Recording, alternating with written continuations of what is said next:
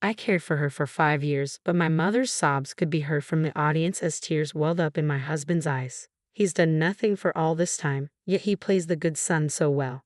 I'm the only one who knows the truth. You better realize this, John. I started, playing the audio evidence that would reveal my husband's true nature. My name is Sarah. I've been married to John for 7 years now. Currently, we live as a family of 3 with my bedridden mother-in-law. 5 years ago, her illness forced her into a bedridden lifestyle. My father-in-law had passed away before I got married, so there was no one else to care for her. At the time, John's work wasn't going well, and we were struggling to make ends meet. So he asked if we could live together with his mother, and she agreed. Feeling guilty about relying on her, I decided to take care of her while also working a part-time job. My mother-in-law seemed to feel guilty about being cared for. I continued, recounting how she often tried to reassure me. Sarah, that's enough. Please don't worry about me. I always encouraged her with a strong will, I recalled. When she said this with a troubled smile, I replied, what are you talking about? I'm indebted to you, mother-in-law. But it must be hard with both work and housework, plus taking care of me. I don't want to burden you anymore, Sarah, she insisted. It's not a burden at all. I want to be with you. That's why I'm doing this on my own accord. I reassured her. But you should have your own happiness. Being able to talk to you every day like this is my happiness, so don't worry about it. Tears welled up in mother-in-law's eyes as she whispered a small thank you. There's not much that I can do, yet she always expresses her gratitude like this. Ever since we got married, my mother-in-law has been very kind to me, so taking care of her is not a burden at all. In fact, it feels like my mission. While I do enjoy caring for her, there's one thing I'm not satisfied with in my current life. My husband, John. He's what you'd call a traditional type who thinks housework is a woman's job. He wasn't that bad when we got married, but since we started living with his parents, he's become increasingly selfish. He doesn't contribute much to the household expenses, but his entitlement is as high as Everest. For instance, when he comes home, he starts yelling if I don't greet him at the door. Hey Sarah, I'm home. Why aren't you greeting me? Hurry up, get my stuff. I frowned at my husband and voiced my complaints. Listen, John, I've told you before I'm not your servant. You should do what you can on your own. Huh? What are you saying? Who do you think is making the money for this family? Yes, it's true that you're providing for us, but I'm also doing my part. I'm working part-time. Despite that, you speak to me like this. Shut up. Your earnings are just peanuts. You can't survive without me, so don't you dare defy me. And you? You can't even contribute properly to the living expenses. The only reason we can live in this house is undoubtedly thanks to your mother. At first, I would fight back, but my husband started threatening divorce every time we quarreled. Watch yourself, Sarah. Keep this up and we'll get a divorce, got it? Please, not so loud. Your mother is in the other room. Shut it. It's all because you're so insolent. Understand this. You'd be the one in trouble if we divorced. Do you get that? Just lower your voice and don't always talk about divorce like that. Yeah, right. You would have nowhere to go if we got divorced. Besides, there's no company out there willing to hire a scrub like you full-time, Sarah. Stop talking like that. Just shut up and listen to what I'm saying. You idiot. You're so slow. Honestly, I was more than ready to divorce my husband, but when I thought of my mother-in-law, I couldn't bring myself to go through with it. You can always talk to me if you're troubled, Sarah. You're my precious daughter, my mother-in-law would reassure me. She was always very kind to me, as if we were truly mother and daughter. Because of her, I wanted to take care of her properly until the end. I wanted to repay her for all the kindness she had shown me. That's why I endured the painful days with my husband in this house. I couldn't entrust my mother-in-law's care to a man like him. Then one day, as I was preparing dinner, I heard the usual shouting from the entrance. Hey Sarah, I'm home. Come out and greet me. I'm using the stove right now and can't leave it. What are you kidding me? What kind of wife doesn't prioritize her husband? My husband, who had lost his patience, stormed into the living room. Hey, what are you thinking? I always tell you to greet me when I come home. Why don't you understand? As you can see, I was just frying something. I don't care. You should have timed it to be finished when I come home. You're useless. Well, you never tell me when you'll be home. I told you not to talk back. A useless and insolent wife is nothing but garbage. My mother-in-law, who had come out upon hearing the harsh words, spoke in a stern voice. John, that is no way to talk, is it? Oh, Mom, you're still alive. Sarah is working hard every day for this household for both of you and me. That's what a wife is supposed to do, right? She earns a little, is half-baked in housekeeping. She's basically social trash. Enough is enough. My usually quiet mother-in-law raised her voice on the spot. You wouldn't say what you want about me. Don't you dare slander Sarah. What, Mom? Are you on Sarah's side too? You two are colluding, huh? My mother-in-law, who usually remains silent, continued to speak. This time, John, one request. Ha! What is it? Just put me in a nursing home. I don't want to be a burden on Sarah anymore. Ha! A nursing home. Where do you think we have that kind of money? We still have your father's inheritance and my pension. I don't need a fancy place. At my mother-in-law's unexpected remark, I was at a loss for words. Mother-in-law, have you been considering this? Thinking about me?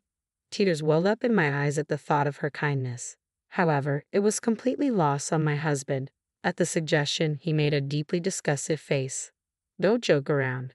There's no way we're putting you in a nursing home. That's a waste of money. Please don't say that. Life would be easier in this house if I wasn't here. If we put you in a facility, the neighbors and my colleagues will start gossiping that I'm an ungrateful son, won't they? You don't need to worry about what people think. I still want to be a burden to you. Then shut up and do as you're told, old woman. I'm taking care of you. Isn't that enough? John, you don't do anything. Huh? I let you live in this house and I make Sarah work too. Isn't that enough for you, ungrateful woman? Unable to bear my husband's words, I raised my voice. Are you talking about who's the ungrateful one here? This house originally belonged to your mother, didn't it? Ah, are you talking back to me again? But that's true, isn't it? 5 years ago, when you were fired, we were in trouble, and didn't your mother-in-law gladly take us in? How can you say that? Ah, shut up, both of you. And I'm not doing this reluctantly. I'm taking care of mother-in-law out of my own will. Stop making unilateral decisions. Despite my desperate plea, my husband just said, "That's true. Troublesome," and left the room. In the awkward silence, my mother-in-law kept apologizing and crying. It's not your fault, mother-in-law. The one at fault is John. Every day, I was frustrated by a reality that I could not control. A few days later, while I was cleaning the house, a man who claimed to be an acquaintance of my mother-in-law's came to visit. Mother-in-law looked surprised, but she wore a full smile. Oh, is that you, Jackson? You came to visit. Well, if I was asked to visit my senior Linda, I couldn't refuse, could I? I remember treating you a lot at work when we were younger, right? Yes, I'm grateful. So what's your will? Why did you call me today? Ah, yes, actually, looking at me, mother-in-law said, sorry, could you step out for a bit? Assuming they had a lot to catch up on, I happily agreed, saying, sure, and went out to buy some sweets. This man Jackson apparently was a junior when mother-in-law was working. It had been a while since I saw mother-in-law looking so happy. When I thought it was time to come back, Jackson was just about to leave. Oh, excuse me, I'm about to make tea. No, that's fine. We finished our conversation, but thank you for always taking care of Linda. She's a benefactor to me, so it's reassuring to know that she has a daughter like you. He bowed his head to me and left. Since then, Jackson has been regularly visiting mother-in-law, and they always have a lively conversation. It was a few months later that my mother-in-law's condition worsened, and she had to be rushed to the hospital. When I urgently called my husband, he responded with disbelief. My mom's in danger. As if I care. You're there, you can handle it. But the doctor said her condition's unpredictable. Please, I need you. Ah, no way. Plus, I'm leaving for a business trip today. What now? Of all times, please try to cancel it. Are you stupid? There's no way I can do that. Handle it on your own and don't call me until I reach out first. With that, he hung up abruptly. Not knowing what to do, I slumped down in front of my mother-in-law's hospital room. He's going on a business trip while his mother is in this state? This is just too cruel. How am I supposed to tell my mother-in-law? Just as I was sinking into despair, Jackson appeared. Oh, Sarah, what's wrong? Ah, Jackson. Something happened, right? Let's go to your mother-in-law's room for now. Okay. When we entered the room, my mother-in-law looked at us and struggled to speak. Jackson, you're here. So, does that mean you did what I asked? Yeah, but are you sure about this? Of course. I have to clear things up before I go, don't I? I understand. Then my mother-in-law weakly took my hand. Sarah, there's something I want you to know. What is it? My son has been withdrawing money from my account for his pension and spending it on his mistress. An affair? He's a man who treated me like a maid. I had some idea from the start, but to think he was even taking money from his mother's pension. I asked Jackson to investigate the matter. I see, so that's why my mother-in-law called Jackson to the house. Jackson, please record what I'm about to say. It will be my last will. Understood, Linda. Jackson slowly took out a voice recorder. Once he finished recording everything, he placed it in my hand. How you use this recording is up to you, Sarah. Up to me? Yes, I'm the only one who can avenge my mother-in-law. I squeezed her frail hand back with strength. The next day, my mother-in-law passed away, leaving her final revenge in my hands. On the day of the funeral, 2 days later, my mother-in-law, who had always been popular, drew a large crowd. Seeing this, my husband made an inappropriate comment. Wow, I didn't expect so many people to come. It's a great opportunity to show off my skills as chief mourner. What are you talking about? You weren't even there when she died. Ignoring my reproach, he continued casually, I'll make everyone cry with my touching eulogy. My bosses from work are here too. If they're moved by how filial I am, it could boost my reputation and lead to a promotion. Just kidding. How can you act like this when your mother just passed away? Just think about it. Now that mom's gone, I'll get dad's inheritance, right? Man, I'm so lucky. Ignoring my trembling rage, my husband cheerfully went on to give the eulogy. After the formalities, he began talking about taking care of his mother. Then, with tears in his eyes, he said, I have devoted myself to caring for my mother for 5 years, but in vain. She has passed away. But I have no regrets. I am proud that I could support my mother until the end. At my husband's eulogy, sobs could be heard from the audience. Perhaps pleased with the reaction, my husband continued to speak indefinitely, with a touch of drama, as if he had always been a dutiful son. The attendees, oblivious, listened to his story with tears in their eyes. Thank you all for today, he concluded. With his closing words, I stood up. As the room began to stir, I stood before my husband and took out a voice recorder. What are you doing? Ignoring my husband's restraint, I raised my voice to the attendees.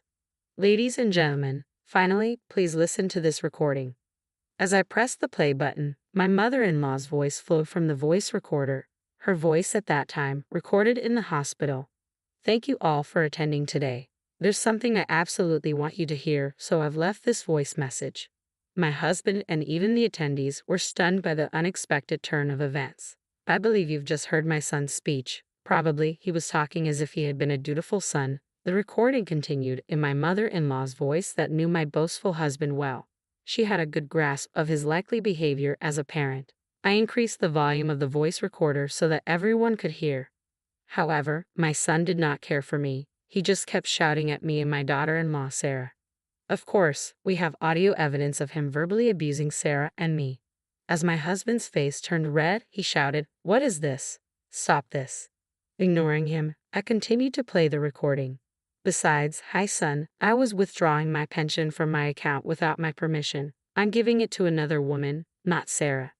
One day, I noticed something odd about my son and had an old friend look into it. And this fact came to light. The attendees were all filled with anger, while my husband turned pale.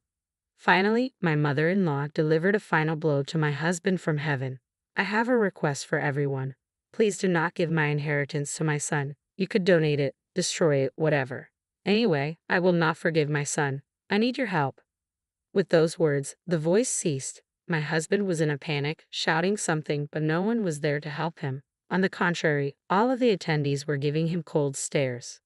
Looking down at my husband, I said coldly, Do you understand? This is the result of what you've been doing. You abandoned the care of your mother and were having an affair. You've learned a lot from this, haven't you? Wait, Sarah, I was wrong. So, you are not going to say something stupid like, help me, are you? Let me tell you, I will never forgive you. After tormenting your mother and ridiculing people, there's no one who's going to help you. Suffer in hell. In the midst of the attendees' cold stares, my husband collapsed onto the ground, pale-faced. After that, I divorced my husband. There was no reason for me to be with him now that my mother-in-law had passed away. I later heard that he had been fired from his job. His boss had been at the funeral, so it was a predictable outcome. I demanded alimony from my ex-husband for his mistress. Apparently, his mistress was furious about this and promptly dumped him. A few months later, my ex-husband was able to find a new job through Jackson's introduction, but that was also part of my mother-in-law's plan. My ex-husband was working at a company known to Jackson, and from his salary, he was paying me alimony. Thanks to this, the alimony is paid to me every month without fail. Meanwhile, I started living alone with the money my mother-in-law had left me. Jackson, who was worried about me, even introduced me to a full-time job. All of this was apparently in my mother-in-law's will.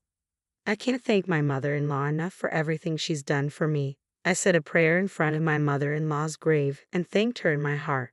Thank you so much, mother-in-law. I swore to myself that I would cherish this life I was given